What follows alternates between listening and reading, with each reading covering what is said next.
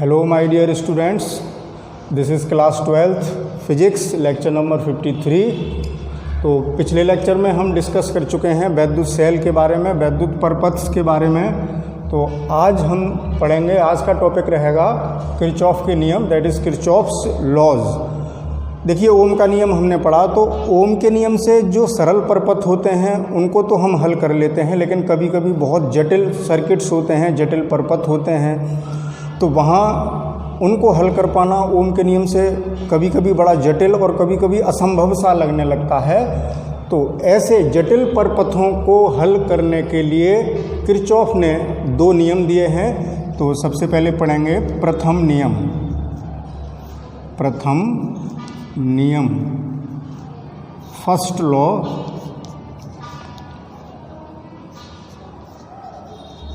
इसको हम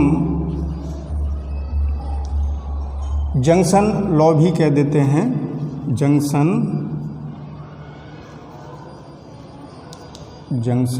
लॉ, प्रथम नियम या संधि नियम। जंक्शन का मतलब संधि से होता है, संधि नियम, फर्स्ट लॉ। तो देखें, इस लॉ के अकॉर्डिंग कोई भी जो वैद्युत परपथ होगा उसकी किसी भी संधि पर, संधि का अर्थ होता है कि जहाँ बहुत सारे एलिमेंट्स आके मिल रहे हों, बहुत सारे प्रतिरोध का मिलान बिंदु हो। जैसे हम एक, जैसे वायर ये आया, एक वायर ये है, एक वायर ये है, एक वायर ये है, एक दिस एंड दिस, कितने भी हो सकते हैं उसमें जंक्शन में, कितने भी वायर्स का, कितने भी प्रतिरोधों का एक मिलान बिंदु हो सकता है, जिसको हम जंक्शन कहते हैं। इसी पॉइंट को क्या कहेंगे? जंक्शन। तो इस नियम के अनुसार वैद्युत परपथ के, मैं नियम लिखता चलता हूँ भाई, वैद्युत परपथ के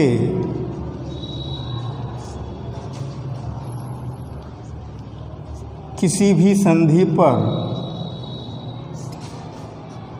किसी भी संधि पर मिलने वाली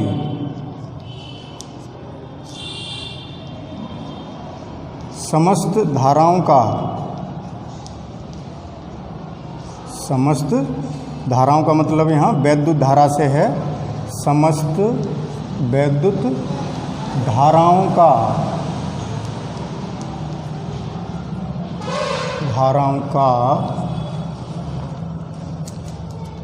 बीजगणितीय योग, बीजगणितीय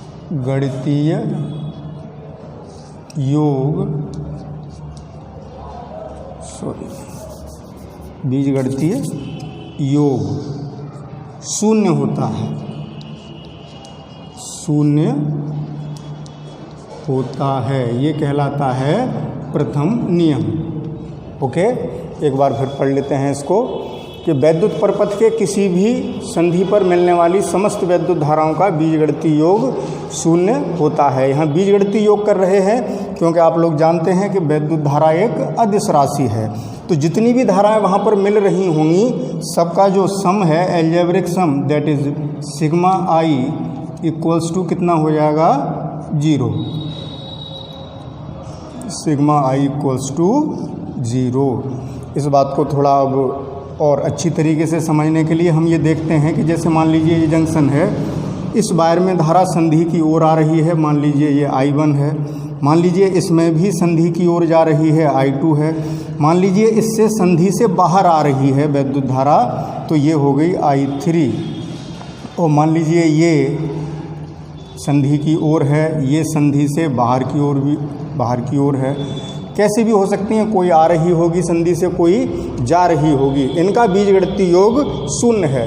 अब बीजगणितीय योग जब करेंगे तो एक बात का ध्यान रखेंगे कि हम एक चिन्ह पर पाटी बना ली है कि जो धारा, शॉर्ट में ही लिख रहा हूँ भाई मैं, संधि की ओर होगी, संधि की ओर टुवार्ड्स द जंक्शन, उस करंट को हम पॉजिटिव ले लेंगे, और जो संधि से दूर यानी आउटवर्ड, संधि से बाहर की ओर जा रही होगी तो कैसा चिन्ह लेंगे, माइनस। तो इस नियम को लगाते हैं, सभी धाराओं को यहाँ ऐड करते हैं। तो देखिए I1 संधि की ओर है तो इसको पॉजिटिव ले लिया, I2 संधि की ओर जा रही है, इसको भी पॉजिटिव ले लिया, I3 बाहर आ रही है जंक्शन से तो नेगेटिव ले लिया, और I4 जो है, I4 यहाँ रह गई। अब मैं अच्छा I4 संधि की ओर जा रही है तो प्लस I4 ले लिया। ये I5 संधि से बाहर जा रही है तो इसको हम कर लेते हैं, I5 संधि से बाहर है तो माइनस I5।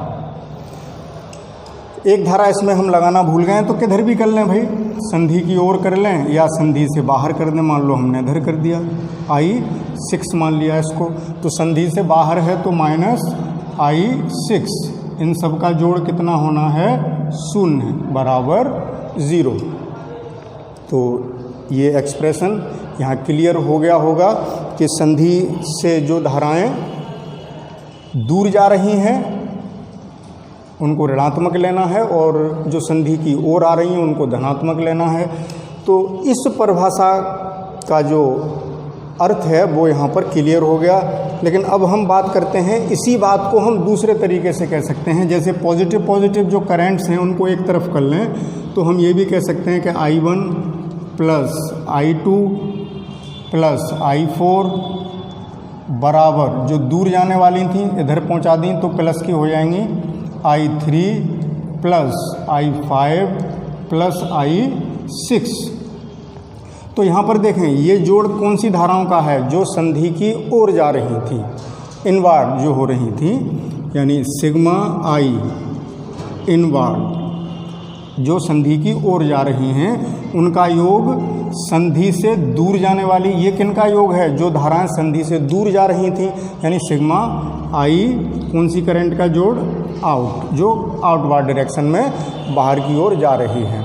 तो इस बात को, इस परिभाषा को ऐसे भी कहा जा सकता है, कहने का फ़र्क है, बात वही है कि किसी भी संधि पर आने वाली समस्त धाराओं का बीजगणितीय योग संधि से दूर जाने वाली धाराओं के बीजगणितीय योग के बराबर होता है। अब इस बात को आप अपनी भाषा में लिख लेंगे, मैं बोल रहा हूँ आप लोग लिख लेंगे कि किसी भी वैद्युत परपथ के किसी भी संधि पर संधि की ओर जाने वाली वैद्युत धाराओं का बीजगणितीय योग संधि से दूर जाने वाली धाराओं के बीजगणितीय योग के बराबर होता है। इसी बात को, ये जो यहाँ पर स्टेटमेंट लिखा हुआ है, इसी बात को हमें शब्दों में यहाँ लिख देना है।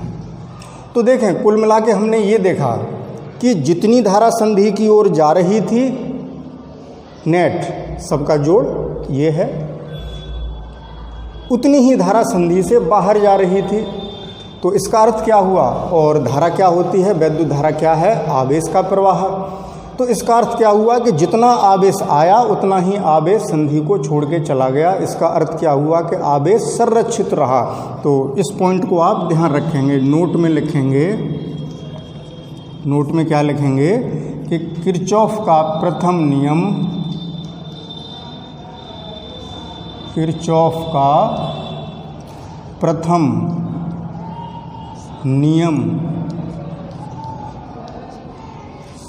आवेश संरक्षण, आवेश संरक्षण को व्यक्त करता है। किसको बताता है, आवेश संरक्षण को। एक नंबर में आपसे पूछा जा सकता है भाई कि किरचॉफ का प्रथम नियम किस भौतिक राशि के संरक्षण को निरूपित करता है, तो आप लोग क्या कहेंगे, वैद्युत आवेश। ओके, वैद्युत आवेश के संरक्षण को व्यक्त करता है। तो बच्चों ये रहा किरचॉफ का प्रथम नियम। तो आप पहले इसका एक स्क्रीनशॉट लीजिए।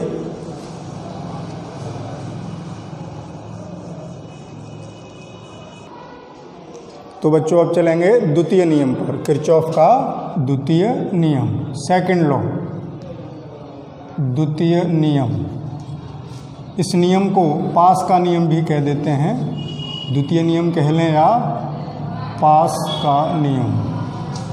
या पास नियम, पास क्या होता है ये भी बात बताएंगे, या मैस लॉ भी कह देते हैं, यानी इसको सेकंड लॉ कहें, सेकंड लॉ ऑफ किरचॉफ है, किरचॉफ सेकंड लॉ कह लें, या मैस लॉ कह लें,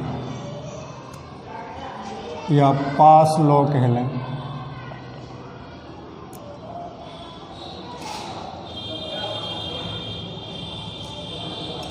तो इस नियम को समझें कि इस नियम के अनुसार किसी भी वैद्युत परपथ के किसी बंद पास में, अब बंद पास क्या होता है ये हम बताएंगे, तो पहले नियम लिखते हैं। किसी वैद्युत परपथ के किसी वैद्युत परपथ के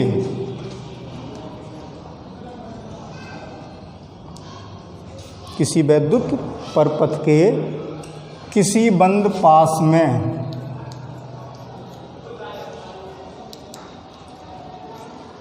किसी बंद पास में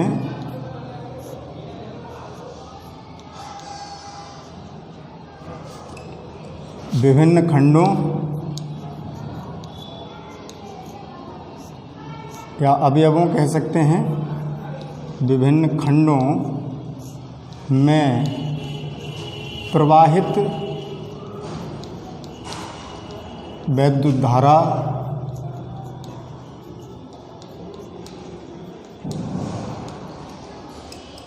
तथा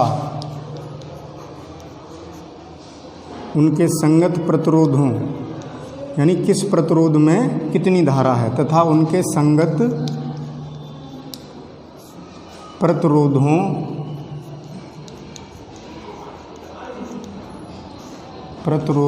के गुणनफल का बीजगणितीय योग, गुणनफल का बीजगणितीय योग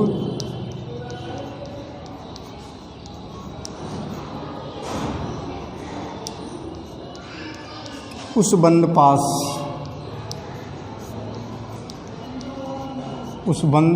पास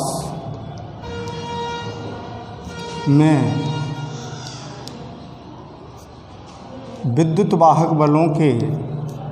विद्युत वाहक बलों शॉर्ट में लिख दिया है के विद्युत वाहक बलों के बीजगणितीय योग के बराबर होता है, बीजगणितीय योग के बराबर होता है।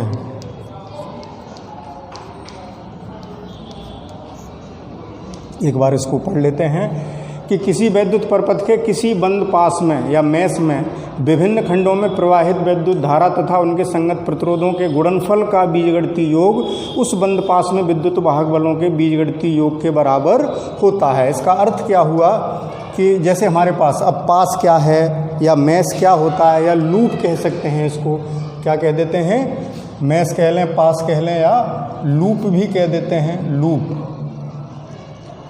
लूप लॉ भी कह देते हैं, सब एक ही बात है। जैसे हम एक सर्किट लेते हैं, फॉर एग्जांपल उदाहरण के लिए एक परपथ लेते हैं, जैसे ये है, ओके, और हमने यहाँ जोड़ दिया एक सेल प्लस माइनस जिसका ईएमएफ है E1, और एक प्रतिरोध ये लिया, और एक सेल यहाँ जुड़ा है प्लस माइनस, और इसका विद्युत वाहक बल है E2, और एक प्रतिरोध यहाँ लगा है जिसकी वैल्यू है, इन प्रतिरोधों की वैल्यू इसकी R1, इसकी R2, इसकी R3। ये इस नियम को समझाने के लिए एक हमने वैद्युत परपथ ले लिया है आसान सा, कि इससे नियम को आसानी हो समझने में। इससे बड़े से बड़े जटिल परपथ हो सकते हैं, लेकिन नियम ऐसे ही लगेंगे। तो यहाँ मतलब था कि प्रतिरोधों का और उनकी धारा का गुणनफल, तो अलग अलग प्रतिरोधों में अलग अलग धाराएं होंगी, तो उनका गुणनफल यानी प्रतिरोध का और धारा का गुणनफल का बीजगणितीय योग, दैट इज सिग्मा IR।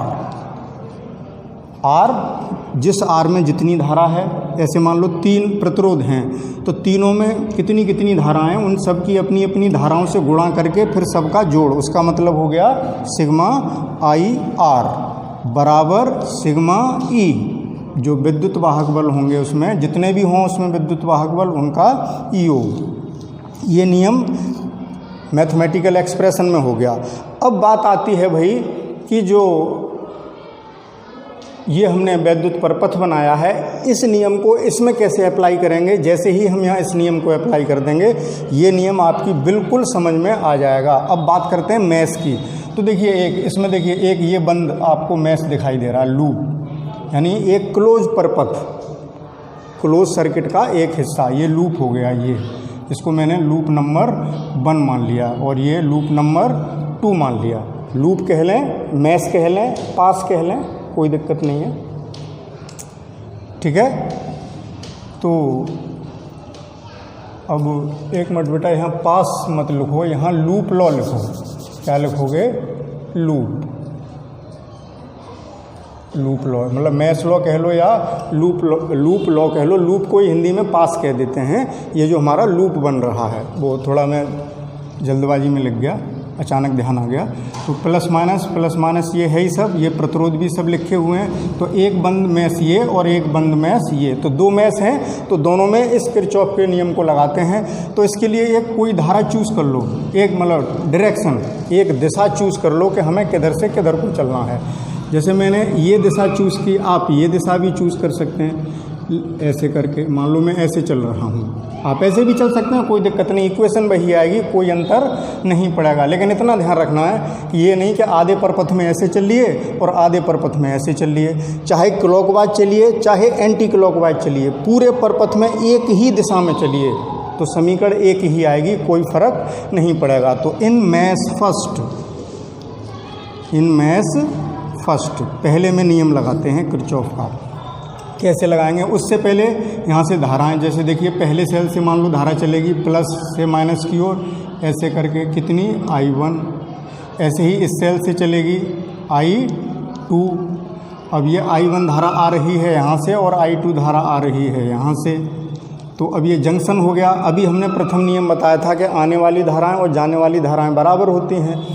तो आने वाली धाराओं का योग हो गया I1 प्लस I2, इतनी ही बाहर जाने वाली होगी, तो ये कितनी हो गई? I1 plus I2। ये कैसे आया बेटा? किरचॉफ के प्रथम नियम से, संधि के नियम से आ गया ये, ठीक। तो अब इसमें चलते हैं। देखें, this is the basic concept for electronics. अगर किरचॉफ के नियम ढंग से नहीं समझे तो आगे जो कुछ भी पढ़ाया जाएगा वो आपकी रत्ती भर भी समझ में नहीं आएगा। तो सबसे पहले इम्पोर्टेंट बात यह है कि आप इस नियम को भली भांति ध्यान से सुने और नियम को अप्लाई करना आ जाए आपको कि इस नियम को, भाई नियम बहुत आसान है, सिग्मा आई आर बराबर सिग्मा ई, लेकिन इस नियम को लगाना आना चाहिए, वही मेन चीज़ है। अगर नियम लगाना नहीं आया तो it is a very big problem. तो देखें, हम मान लीजिए यहाँ से चल रहे हैं, इस कोने से चले, अभी हम ये देख रहे हैं, केवल नज़र है I और R पर। देखिए यहाँ क्या आ गया? R1 और इसमें धारा कितनी है? I1। इन दोनों का गुणा करना है क्योंकि I और R, तो I1 R1। अब अगर हम धारा की दिशा में ही चल रहे हैं तो उसको प्लस लेंगे, और अगर धारा हम जा रहे हैं इधर और धारा आ रही है इधर तो क्या कर देंगे? माइनस कर देंगे। ये बात भी ध्यान रखेंगे, अभी समझ में आ जाएगा। हम इधर चले, धारा भी इधर चल रही है, I1 R1 हो गया, और आगे बढ़े और आगे बढ़े, जैसे ही प्रतिरोध दिख गया, ये दिख गया। अब देखिए हम जा रहे हैं इधर, लेकिन ये धारा आ रही है इधर, तो यहाँ अब क्या लगाएंगे? माइनस I2, और I2 धारा कितने में इसमें है? R2 में, तो I2 R2 समझ में आ गया होगा। अगर हम धारा की डायरेक्शन में ही आगे बढ़ रहे हैं तो पॉजिटिव लगाइए, और धारा के विपरीत दिशा में अगर हम आगे बढ़ रहे हैं तो माइनस लगाइए। अब देखिए इस पूरे परपथ में अब और कोई आर है नहीं, तो इनका ये बीजगणितीय योग हो गया, जो कि मैंने ये बताया था, सिग्मा आई आर, यानी धाराओं और उनके संगत प्रतिरोधों का जो गुणनफल किया था उनका बीजगणितीय योग ये आ गया। तो लेफ्ट हैंड साइड का काम खत्म, बराबर। अब किसका जोड़ करना है? उस मैश में जितने भी विद्युत वाहक बल लगे हुए हैं। तो देखें यहाँ से चले, इसमें भी ध्यान रखेंगे, जिस दिशा से चल रहे हैं तो सेल का जो इलेक्ट्रोड बाद में पड़ेगा वही चिन्ह लोगे। तो देखें यहाँ से आगे बढ़े तो आखिरी इलेक्ट्रोड कौन सा है इधर से चलने पर, बाद वाला प्लस है, तो E1 किसका लेंगे, प्लस का। ओके, और आगे चल रहे हैं, आगे चले इस सेल में आगे बढ़े तो बाद में कौन सा पड़ा, माइनस का, तो E2 कैसा लेंगे, माइनस का। आई थिंक अब आप लोग इसको समझ चुके हैं। अब देखें, और कोई तो EMF है ही नहीं, और विद्युत वाहक बल है ही नहीं, और कोई सेल नहीं लगा। एक और लगा होता उसको भी जोड़ लेते, एक और प्रतिरोध यहाँ होता तो उसको भी यहाँ ऐड कर लेते। तो मैथ्स 1 में समझ में आ गई होगी, ये इक्वेशन आ गई। ये कोई फॉर्मूला नहीं बन गया भाई, ये नियम तो यही है। इस नियम को बना के हम ऐसी इक्वेशन बना लेंगे, ऐसी जितने मैथ्स होंगे उतनी इक्वेशन बना लेंगे, और उन समीकरणों को हल करके जो अज्ञात राशियां हैं, आई पूछा हो या आर पूछा हो या ई पूछा हो, उन समीकरणों को हल करके हम उनका मान ज्ञात कर सकते हैं। तो ये केवल नियम को अप्लाई करना बताया जा रहा है। तो अब बात आएगी और आगे समझ में आ जाएगी, जब हम इससे रिलेटेड 1-2 न्यूमेरिकल प्रॉब्लम कराएंगे तो और ज़्यादा क्लियर होगी। वैसे मैंने पूरी कोशिश की है। अब ऐसे ही हम इस नियम को अप्लाई करते हैं इन मैथ्स 2। सेकंड मैथ्स में देखिए भाई, इस वाले में, इसमें भी अब ये नहीं कि पहले हमने ये दिशा तय की थी तो इसमें भी ये ऐसे भी ले सकते हैं। बस ये ध्यान रखना है। देखो, अगर हम उल्टे चल रहे होते तो क्या होता, ये माइनस का होता, ये प्लस का, ये माइनस का, ये प्लस का, बात वही रहती, माइनस का गुणा करते यही इक्वेशन आ जाती, कोई फर्क नहीं पड़ता इक्वेशन में। तो हम इस मैथ्स में ये भी बाउंड नहीं है, ये बाध्य नहीं है कि जैसे उसमें चले थे ऐसे ही इसमें चलेंगे, ऐसा कुछ नहीं होता। आप जो चाहें वो दिशा डिसाइड कर सकते हैं। मैं ऐसे चल रहा हूँ, यहाँ से चला, देखिए I2 R2 धारा की दिशा में चला तो I2 R2। ओके, आगे बढ़ते हैं। इसमें धारा कितनी आ गई, I1 प्लस I2 आ रही है, और हम धारा की दिशा में ही आ रहे हैं। देखिए अब भी तो प्लस I1 प्लस I2, ये धारा कौन से प्रतिरोध में है, R3 में। अब और आगे बढ़े, और कोई प्रतिरोध है ही नहीं, तो प्रतिरोध का काम हमारा इधर का समाप्त हो गया। अब विद्युत वाहक बल देखेंगे, बराबर उसी दिशा में फिर चलना है। ये नहीं कि आधी समीकरण हमने ऐसे चल के बना ली, आधी समीकरण ऐसे चल के बना ली, तो इक्वेशन हमारी गलत हो जाएगी। अब फिर उसी दिशा में फिर चलते हैं। यहाँ से देखिए एक सेल पड़ गया और बाद में इसका धन सिरा आ रहा है, धन इलेक्ट्रोड आ रहा है, तो E2 हम कैसा लेंगे, धन का। E2 धन का ले लिया, और आगे बढ़े और आगे बढ़े। अब कोई EMF है ही नहीं और कोई सेल उसमें लगा ही नहीं है, तो यहीं छोड़ देंगे, इधर का काम समाप्त। ये 2 इक्वेशन आ गई। कभी कभी ऐसा हो सकता है कि उस मैथ में कोई सेल ना हो, कोई विद्युत वाहक बल ना हो, तो यहाँ 0 आ जाएगा। समझ रहे हैं बात। तो इस तरीके से हम किरचॉफ का द्वितीय नियम इसमें लगा लेते हैं, किसी भी मैथ में, किसी परपथ के किसी बंद पास में या लूप में या मैथ में, जैसे चाहो वैसे कह लो। एक बार फिर समझ लो भाई, एक दिशा निश्चित कीजिए स्टेप बाय। सबसे पहले मैथ बनाइए कि एक मैथ ये, एक मैथ ये, उस मैथ में एक दिशा बनाइए, उसी हिसाब से चलिए। धारा की दिशा में चल रहे हैं तो पॉजिटिव लीजिए। अगर हम आगे बढ़ने पर धारा हमारे और आ रही विपरीत दिशा में हो रही है तो माइनस कर दीजिए। ये हो गया इधर का काम।